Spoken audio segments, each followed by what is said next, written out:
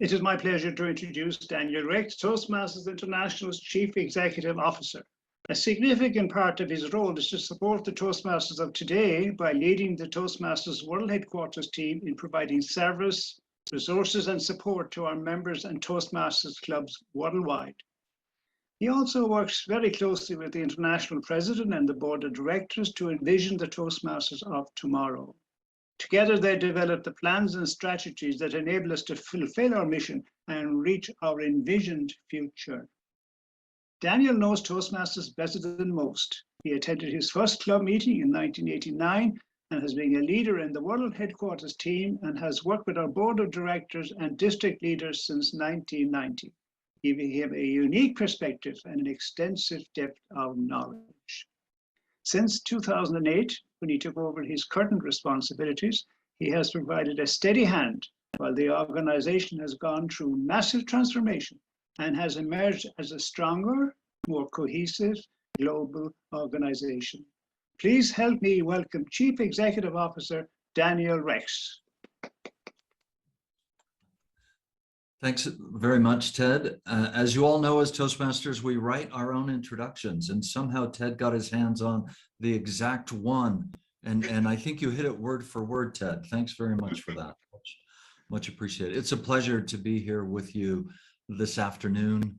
It's a long time coming. We've been trying to get me on the schedule for District 71, a conference event for several years now. And I had to back out at one point due to a funeral I needed to attend. And then the pandemic came, and here we are still 2 years later in the midst of this pandemic.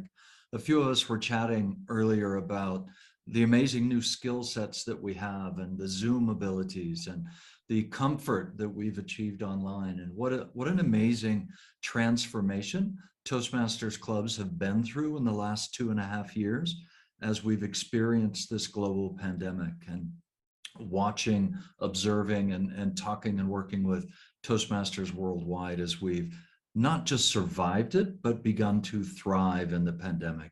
I think that we bring a skill set to the world that still most people in organizations do not have. And at the club level, I would urge all clubs to talk about that skill set in your recruitment efforts, whatever those channels are that you're using. We bring something to people now that very few organizations or training institutes can bring. I didn't come here to talk about that today. 50 years, celebrate 50 years for District 71. What an amazing thing, and what an incredible journey of growth and participation. Someone, I'm sure, has estimated and done the math on how many individuals that participated in Toastmasters through clubs in District 71 in the last 50 years. I not even attempt to guess, but the number is quite immense.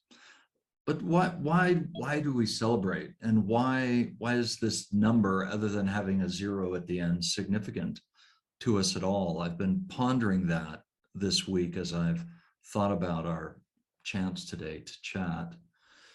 And I've gone back to an experience that I had in my early days in Toastmasters when I was a club president.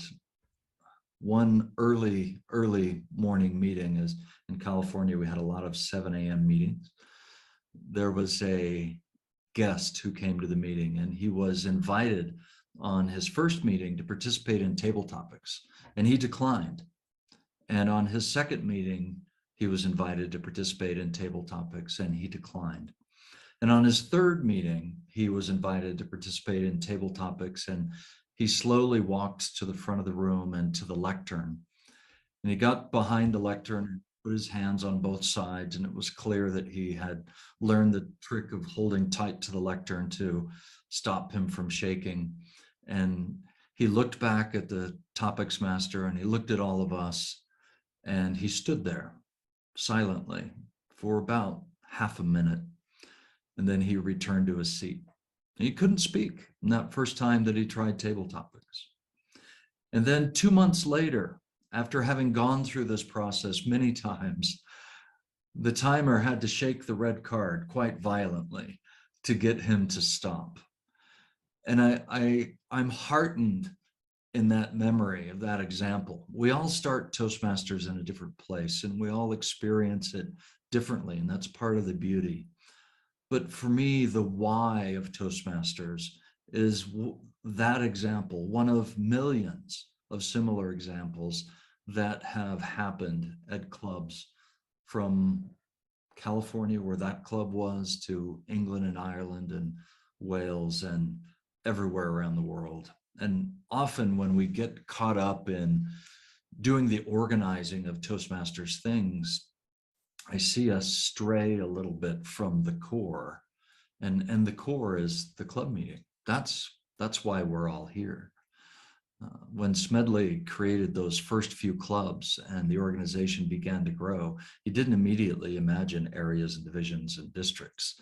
Those all came about, and certainly not headquarters and the folks that work in my office. All of those came about only as a method to support clubs.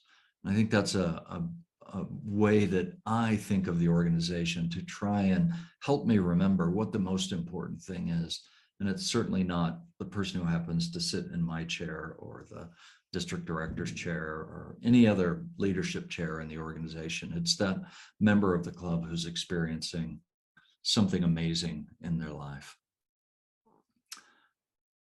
Today, I want to spend most of the rest of the time talking about leadership, and leadership as we experience it, leadership as we grow and develop as leaders, support others as they're leading, and ask us to think about leaders we've spent time with.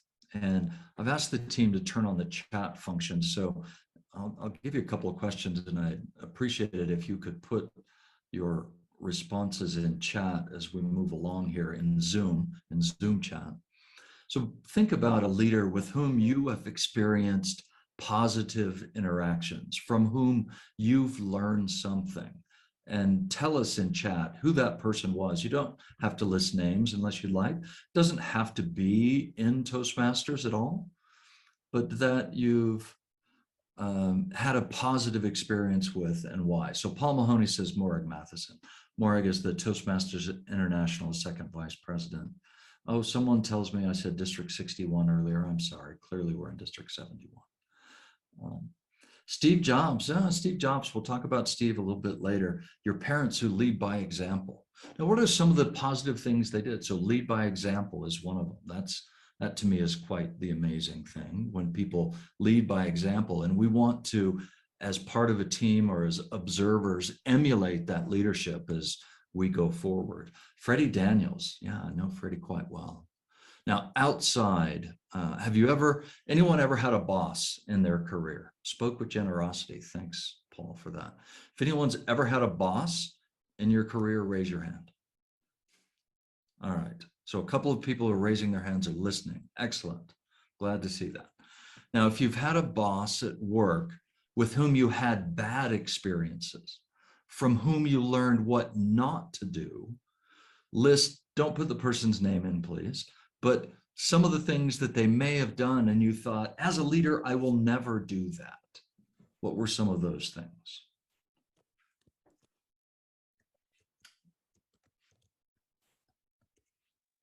Some positive, shouted at people, micromanaged, prejudice, interfered with everything where it didn't need to be, discriminated and managed me out, ouch. You learn the difference between a boss and a leader. It's very interesting when that happens, isn't it? When we start to more deeply understand the difference between a leader and a manager. Always had to be right. I'm fascinated that the negative comments are coming in fast and hard, and the positive comments were a little slower to arrive. Told me, I will give you your opinion. Ouch. Spoke badly and made jokes of, be a perfectionist, didn't listen, gossiping about peers. All right. Well, we hope that we don't have those too frequently, but we learn about leadership through observation. We learn about leadership through study and reading, I hope. And then we take all of these things and we experiment with them, we use them, and we establish our own leadership styles and our own leadership methods through observation, learning, and then trial and error as we go along. I'm going to share some slides here that will help guide our discussion. So this young man I had a conversation with a couple of years ago. It's deliberately blurred, so those of you who are squinting, it's not going to help to squint. James Finnegan, I saw you squinting. It's like that. It's not your eyes. But this young man came to me. He was a Toastmasters leader, and he had just not been elected to a successive office. And he said, Dan, I don't know what happened. I hit all my goals. I did everything I was supposed to do, and I didn't get elected. And I said, what were people telling you in the weeks leading up to the election? He said, well, they were telling me that I was a bit of a micromanager, that I didn't communicate enough, and that I did things by myself. And I said, and what did you do about that? And he said, well, I didn't really do anything because I hit all my goals. We built the new clubs that we needed to build. And yeah, I did most of that myself. And I said, you've missed the point here. You've missed the point of being a leader. Being a leader is not about accomplishing things by yourself. Being a leader is about working with others to accomplish as a team. And he thought about that, and he came back to me sometime later, and we'll get back to his conversation in a few minutes. But leadership is always managed when leadership is really good. And we as individuals have a choice. Are we going to manage our leadership? And by that, I mean, are we going to learn and develop along the way and become better leaders over time so that we can be as close as we can to the best that we're going to be? And it's up to us to decide whether or not we're going to do that. And I'll share some steps in the process that I've observed and I've experienced that can help each of us become better leaders, whether it's in Toastmasters or outside of Toastmasters in our careers or other places in our personal lives. The first one is to develop self-awareness. And that's the opposite of a new word that I made up called self-cluelessness. Most of us come into leadership not understanding in an in-depth way who we are and how we lead. And it's our choice. Are we going to understand who we are? Are we going to be able to, through that understanding, become a better leader and manager? I remember very well the first time I started taking personality type profiles, Myers-Briggs, StrengthsFinder, DISC, all those other types of things. And I took a StrengthsFinder test. It was through the Gallup organization. And it came back with a list of the things that, according to my responses, I'm best at. Number one on the list was competition. And I was shocked. I thought, competition? I'm answering these questions in the context of work. How could it possibly be competition? Now, I knew that I was heavily involved in sports and that I took competition very seriously in sports, but I certainly didn't bring that to the office. So I walked next door to the workspace of one of my colleagues and I said, Debbie, look at this. On my list, it says competition is number one. I don't understand that. And she just laughed. And she said, what are you talking about? You try and outdo all of us at every single step of the way. You want to get your work done better. You want to get your work done faster. You want to do this, you want to do that. And I thought, oh my goodness, I had no idea that that's how I presented myself. And that was just the beginning in my journey of self-awareness. That was 25 years ago. And that journey continues today. And it's my view that leaders must develop every day. We have to continue to experience, evaluate, debrief, improve, and work toward the future. If you're not reading something about leadership at least twice a week, then in my view, you're not really working on your leadership skills. Substitute watching a video or whatever your method of learning is for my comment about reading. Well, this young man eventually came back and was elected and went on to further Toastmasters office. But it took a bit of a slap in the face for him to go down this path of self-awareness and learning and be able to progress and improve. The second key, in my view, is to demonstrate leadership authenticity. But what does that really mean? I've heard people say, I'm just going to be myself, whatever the situation. Back when I asked about the bad boss, someone put in the comments that there was a bad boss who had yelled a lot. And there are some people who lead and manage in a default mode of being very loud and aggressive. It usually doesn't work that way. Well, there are other default modes. There are classic under communicators. There are those who are passive aggressive. There are those who want to lead by email or lead by text message.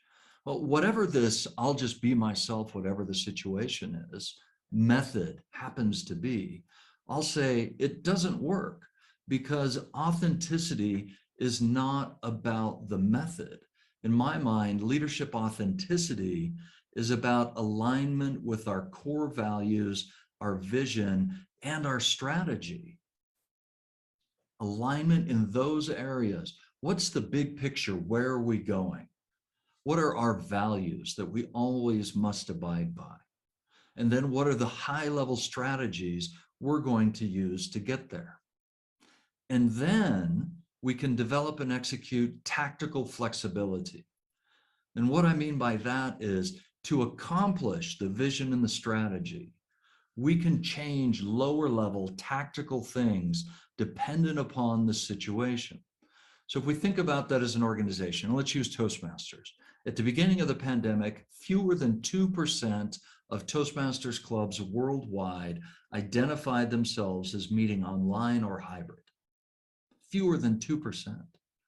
Within 3 months, more than 80% went to meeting online or hybrid, and let us know that. That's flexibility. And the method of the meeting is a tactic. The content of the meeting, the strategy of the meeting, Toastmaster of the day, speakers, evaluations, table topics, timer, all of those things are the tactics. Now we've added Zoom Master. In my club, we have a sheriff. The sheriff is in charge of taking care of people who are not behaving properly in a video environment. So we've exhibited tactical flexibility. And as leaders and managers, we have to also put in that kind of tactical flexibility. Not every situation is going to lend itself to the type of default behaviors that are first and natural to us as leaders. We have to modify those as we go along. We need to adapt to situations and people. And I highly recommend a book or anything about this concept of situational leadership. Now, Dr. Carl Hersey wrote about this a couple of decades ago. It's difficult to find the book that he wrote, but you can find articles about the model and the processes online. Well, here's the model. I think this was part of his doctoral program, so he had to come up with a model. The boiled down version of this is that as leaders, we have people working with us on teams. And as a leader, we need to evaluate their performance readiness. So if you look across the scale on the bottom, there's performance readiness. The short version of this is people will come to the team with the ability to do the job or not, and somewhere in between. So do they have the skills that are needed to accomplish the job? And they also come with motivation or not to do the job, somewhere on the spectrum of motivation. So the best person that you want on your team is someone who has the skills and has the motivation to do the job.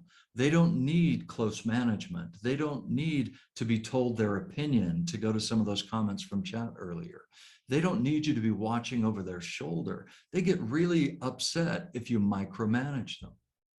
The opposite end of the spectrum is someone who doesn't have the skill and who doesn't have the motivation. Well, you as a leader have to work very differently with that person. You might have to train and teach the skill, and you might have to provide motivation in a way that's very different from someone who is high motivation or moderate motivation. So while you're modifying your behavior and working with the people on the team, it's also the responsibility of the people on the team to modify their behavior, to modify their performance readiness, and to grow along these spectrums of motivation and ability. But often, especially as younger, less experienced, I'll take younger out because it's not an age thing. It tends to be an experience thing. If we don't have a lot of experience in leadership and management roles, then we tend to want to default to what is our natural mode. It's certainly not going to work with the huge variety of people that we have on our teams. So if we don't have awareness of self and how we operate and how we act, to go back to my first step, we're not going to be able to do this part of it very well. So I highly encourage us to engage in self-assessment, to speak with mentors, and to learn how we're coming across in these leadership moments and in these leadership modes, so that we're able to address ourselves, address our teams, and work with them. And ultimately, of course, that leads to the accomplishment of the goals.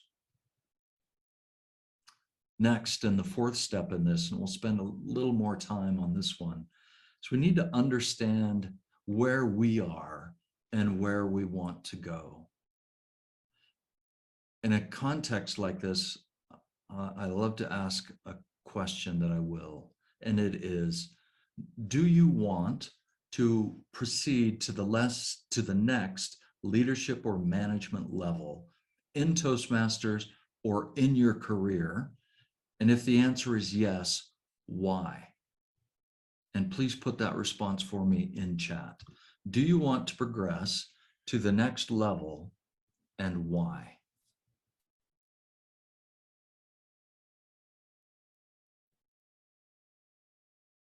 Someone, there we go. Influence. All right.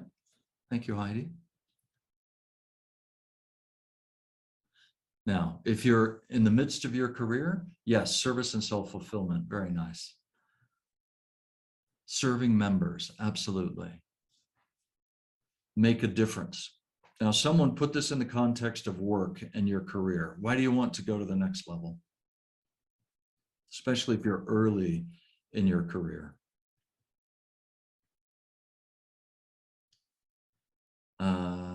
Vision, change the world.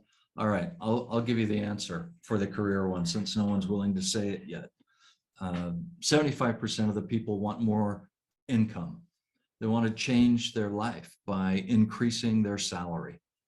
And that's a very good reason. That's an excellent motivation. And that's a huge reason why people want to climb a management or leadership ladder and get to a place that's a little bit different, is to change their.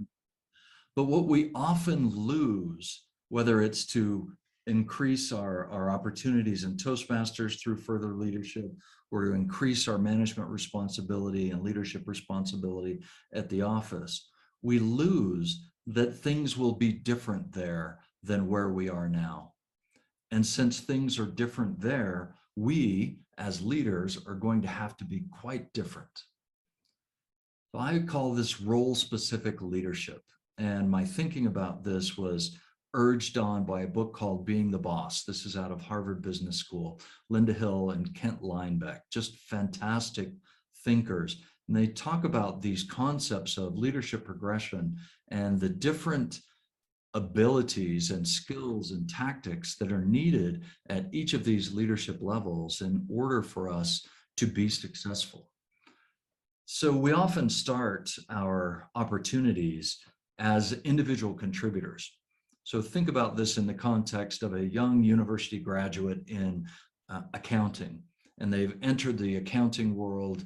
They're a chartered accountant, and in their task, they're assigned to do audit, they're assigned to do day-to-day accounting in a firm, and they're task-driven, accomplishing things. You might be a graphic designer, and in this context, you're accomplishing artwork throughout your tasks. Many different ways that you can experience. Software engineers, if it weren't for software engineers, Toastmasters would be a much smaller organization than it is. We really have a lot of software engineers, but the tasks are day to day.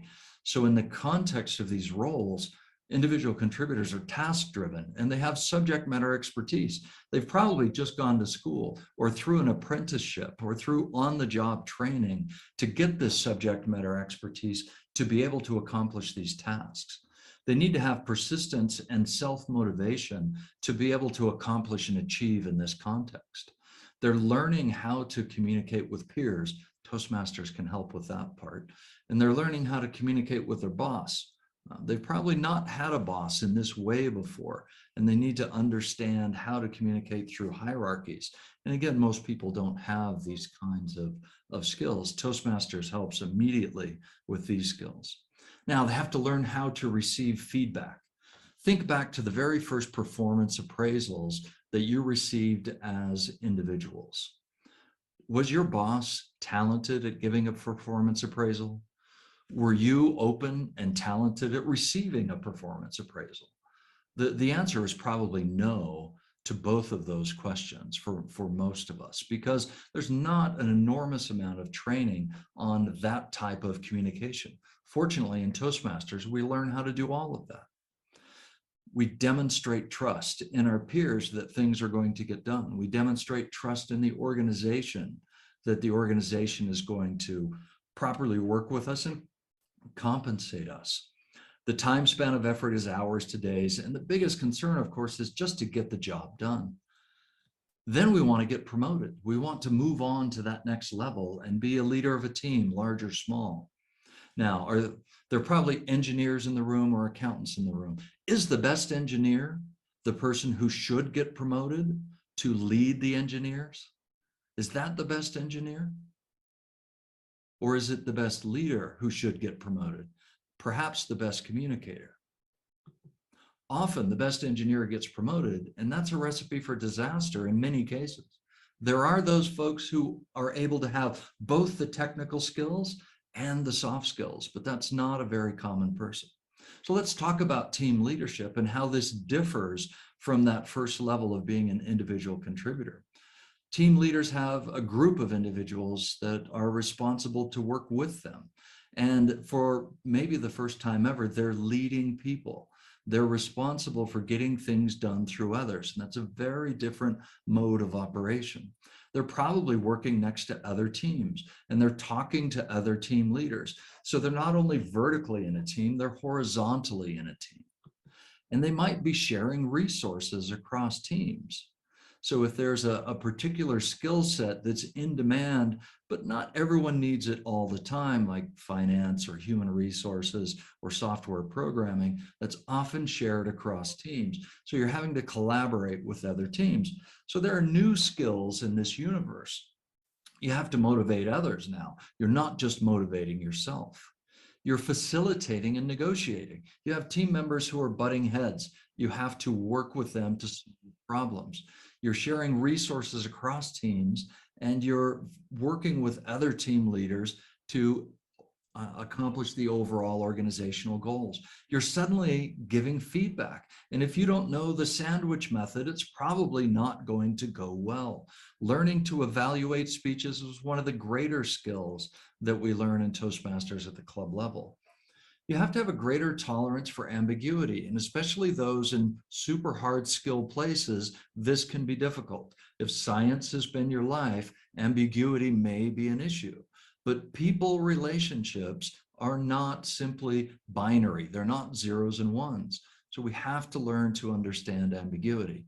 We're now in a job of supporting culture. So you're no longer the person who would sit back and complain about the boss's boss's boss, because you're part of that group now, and you're supporting it, and you cannot be part of those problems.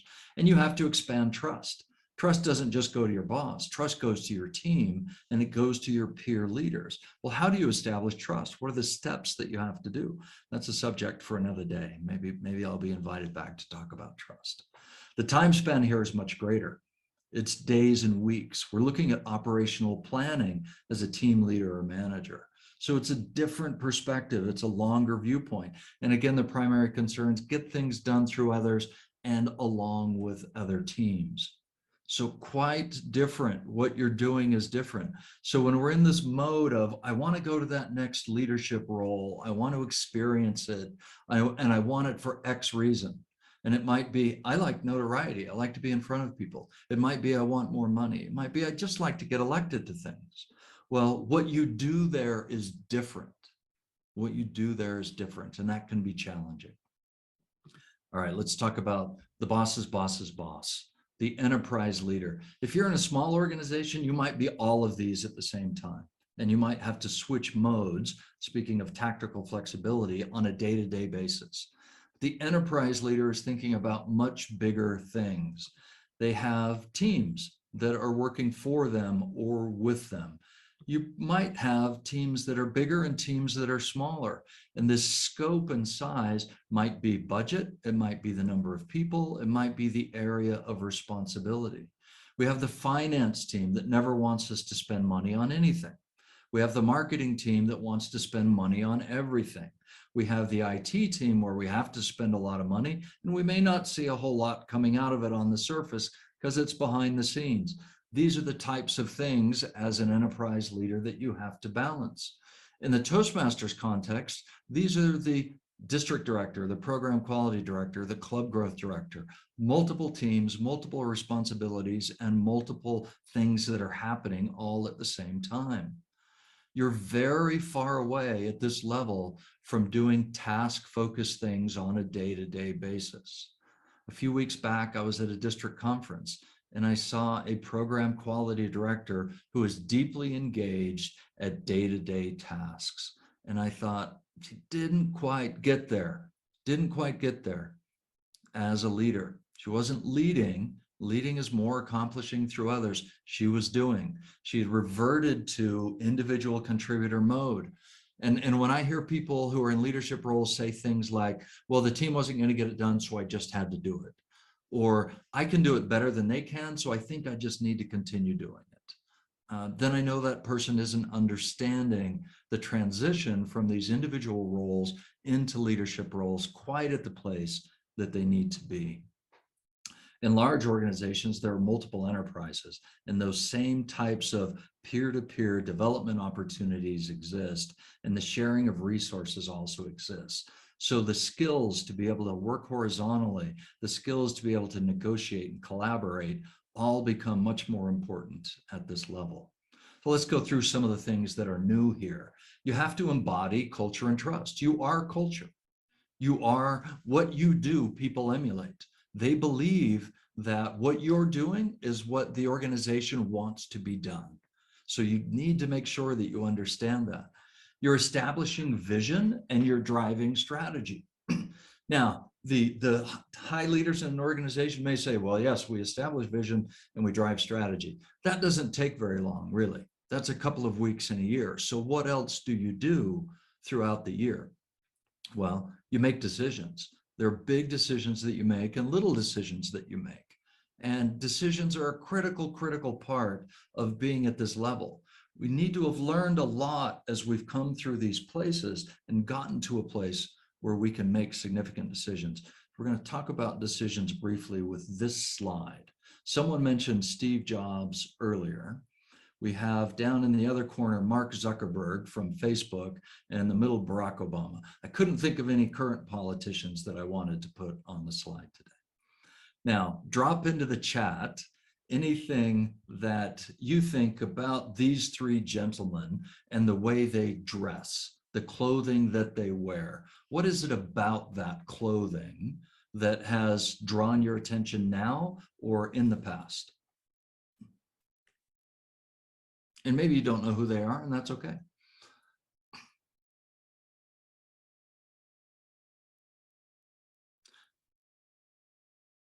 Formality versus informality, very true.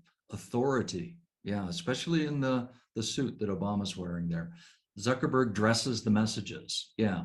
So Zuckerberg will always wear this gray t-shirt and a certain type of jeans and shoes unless he's called before Congress and is in serious trouble. Now, if you'd ever watched Apple events, Steve Jobs would always wear a black turtleneck and black trousers and black shoes. Obama almost always wore the same color of suit, had two colors of shirts and a single tie. All right, James Finnegan, you hit it. Steve Jobs wore the same thing every day to avoid wasting time choosing. So there's an element of time to this. You don't want to spend your time doing things that you don't need to do if you're operating at a very senior level. But more importantly, decision fatigue is a critical factor in roles where decision-making is the primary responsibility. Thank you, Sue Burnett. I appreciate that. A lot of work has been done at Oxford relating to decision fatigue. So when we think about the warmer Mediterranean climes, we think of a little bit of a nap in the afternoon, siesta in Spanish. The science shows us that if we begin the morning at 7 or 8 and we're working hard and making decisions through the day, our decision-making capacity will drop dramatically by about 1 o'clock. If we engage in a siesta for no more than 20 minutes, it might be sleep, it might be close to sleep, it might be meditation. Our ability to make good decisions comes back and can get us through the rest of the day. Now, Angela Merkel, thank you very much for sharing, Angela. The decision-making ability comes back. Now, why is that important in the context of Toastmasters? Because a lot of our Toastmasters meetings are in the evening. We've been off doing the other parts of our life throughout the day, and then we come into the evening. How good are we going to be at making decisions if we don't have a rest? The science says not very good. So we need to give ourselves the opportunity to have some downtime because we're making high impact decisions so that we can be sure to make decisions that are as good as they can possibly be. We have to be able to demonstrate reason and emotion at will. What do I mean by that? It doesn't really matter if we're having a good day or a bad day. If a situation comes up, we need to be part of it immediately and demonstrate what the team needs. Do they need motivation as I walk into this meeting? Well, 5 minutes ago, I just got some really bad news. Doesn't matter. We go into the next meeting and we have to become the person that that meeting needs. That doesn't mean that we're not being authentic. It means that we're engaging in tactical flexibility and bringing to that moment what, as a leader, we need to bring to that moment. The ambiguity gets more intense here because we're more outward looking than we have been before. We have to react to what's happening in the world and anticipate what's happening in the world. Have the indexes just crashed as they have in the last few weeks? Is there a pandemic that's upon us? What are the things that we're going to do to accommodate because of that? We also need to sense information, patterns, and behavior. Last week I was in a meeting and someone talked about this. Then this morning I read a report and I saw this, and I kind of think that somebody was almost to talk about something the other day. If I put those bits of information together, I don't have a complete picture, but and here's where an interesting term comes in. Intuition tells me that the conclusion is this.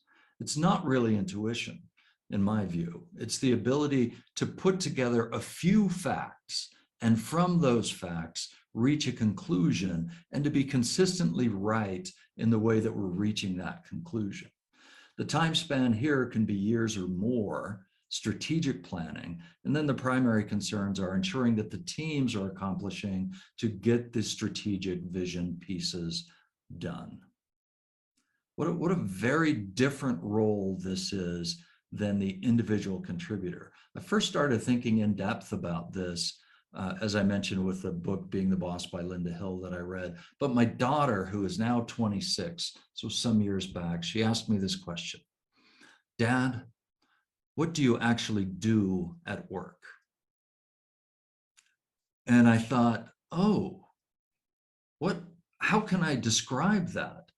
It's surely not back when I met Ted Corcoran. I'm not writing marketing reports and developing programs and strategies and leading teams in IT. I don't do that anymore. And I boiled it down to I have conversations and I make decisions. The conversations go from one-on-one to one to a couple thousand and everywhere in between. They might be long, they might be short.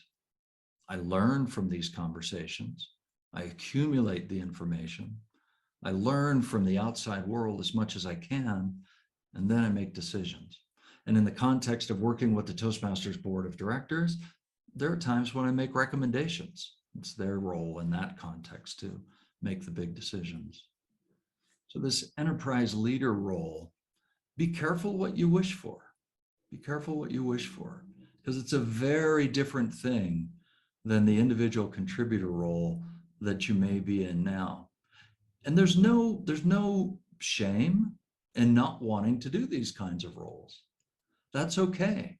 We each have a place where we're good and we're comfortable, and where at the moment we have the ability to succeed. And if we want to keep working through different roles, and going back to the very beginning, it's our responsibility to get there. So let's progress.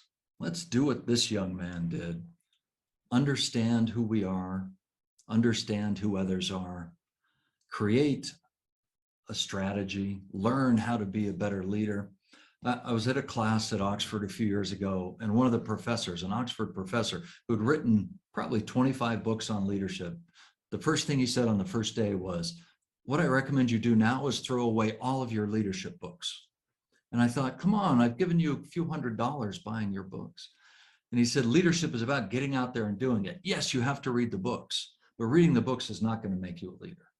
You need to get out there and do it, and you'll accomplish it. So, fellow Toastmasters, that is my task for you today. Determine where you want to go, how your personal leadership journey is progressing, and then make the progress that you are ready for. Toastmaster of the day, back to you. Mr. District Director, it's a great pleasure that I give the vote of thanks to our speaker, Daniel Rex, Chief Executive Officer of Toastmasters International. In 1992, 30 years ago this year, as the District 71 equivalent to today's Club Growth Director, I journeyed to Las Vegas to undergo training at the International Convention. Dan, who was a fairly new employee back then, was part of the training team assembled by Toastmasters International. And with only 57 clubs in the entire Great Britain and Ireland, we sure could do with that training. Would you believe I still recall Dan's training presentation? It was on situational leadership, the theory developed by Paul Hersey and Ken Blanchard, and he outlined it again today. Dan, have you not grown in the 30 years from this to something new, for God's sake? Well, people have stayed the same, Ted. Oh, they have, okay. Well, and if truth be told, Dan is still training me to this very day, although I've taught him a few things too. Now, being seriously about it, Dan has been responsible for the growth and development of Toastmasters International in three major ways. Number one, in 2000, he was given the task of modernizing Toastmasters' antiquated computer system. At that time, the system couldn't accept online payments or register educational completions. After 3 years of hard work, the new system was introduced in mid-2003, which has enabled the rapid expansion of membership clubs and districts across the world. Number two, in 2008, he was appointed Chief Executive Officer and soon turned his mind to modernizing, amongst others, our regional setup and our educational material. One of the outcomes was the introduction of Pathways some years ago. And then number three, the rapid growth of membership also caused a growth in employee numbers, and soon the headquarters in Orange County, California was bursting at the seams. Dan oversaw the move to our new headquarters in Denver, Colorado, and all that entails without interruption of service. And those of us who visited the new headquarters during the 2019 convention there were very impressed with the size, scope, and layout, surely big enough to cope with years of future growth. We all owe Dan a huge debt of gratitude for his contribution to Toastmasters over 30 plus years and for his inspiring leadership and committed service. Personally, I regard Dan as a good friend who supported me during my 7 years on the board and the several years since. And Dan, I thank you for that. And I thank you for attending our conference and sharing your thoughts with us. Your perceptions on leadership are illuminating and helpful and will be very useful to all our leaders listening today. Fellow Toastmasters, please show our appreciation to our speaker and Toastmasters International Chief Executive Officer, Daniel Rex. Thank you, Ted, and thank you, everyone. It's a pleasure to be with you today. Well, I'd like to take this opportunity to thank you very much for this enlightening workshop that you've given us. And I think if I were to put it into context myself personally, and that is, it's really, really subtle at times, but you have to think of all of the goodwill, the voluntary leadership, the leadership skills that Toastmasters incubates within itself. It's awesome. Now you compare that to a colleague of mine, and she's in a position of having people's mortgages to threaten, large sums of money to induce performance from. And that's the way of the world of work. And you should compare that with the leadership power that Toastmasters International generates from volunteers. It's phenomenal what we achieve as a voluntary organisation through our skills, through our knowledge, through our service, through our dedication, through our inspiration. So thank you, Dan Rex, for all of that, helping us become the people that we are, the leaders that we can be. That's actually awesome. It really is. I've always stood in awe of the power of Toastmasters International to generate leadership within a voluntary organisation when we don't have to do any of it at all, really. That's absolutely phenomenal. There's a few things I want to pick out that caught me as we went through your speech just personally. And I can tell you, you do need to get out there to develop as a leader. You need a spot of hot water from time to time in case that self-cluelessness catches up on you. And I do personally find a touch of hot water can be very developmental and medicinal for leadership development. And another point that I really took out, and this was the siesta point. And the siesta point was really good. This is especially during this recent online pandemic. It's an online pandemic as well as a COVID pandemic. Wherever we are, we're online. And who is it in that online world that books in their power naps and their breaks and their time to themselves? Well, who is it who ends up letting their secretaries and other people book meeting after meeting, meetings over lunchtimes, meetings here, there, and everywhere? So you better get a comfort break between your desk at home and anywhere else in your house for what, 14, 16 hours a day if you're not careful. And so I think that idea of power naps, siesta breaks, forced breaks into your schedule so that you're arriving in peak condition where you're needed is a really key takeout message, and one that we can let slip if we let our guard go down. I do really appreciate also another point that you made that was very good, the tactical flexibility one. That was very good. There are loads of ways to skin cats, and in changing times, in challenging times, we always need to be looking for those different ways to skin those cats, because we do find that many of the old playbook, whilst we're online, has been very difficult to proceed as is. So that tactical flexibility is very, very important. So overall, thank you very much for visiting our Celebrate 50 District 71 conference. I personally have got quite a lot of action points out of your wonderful presentation. And on behalf of all of us, thank you very much. Round of applause.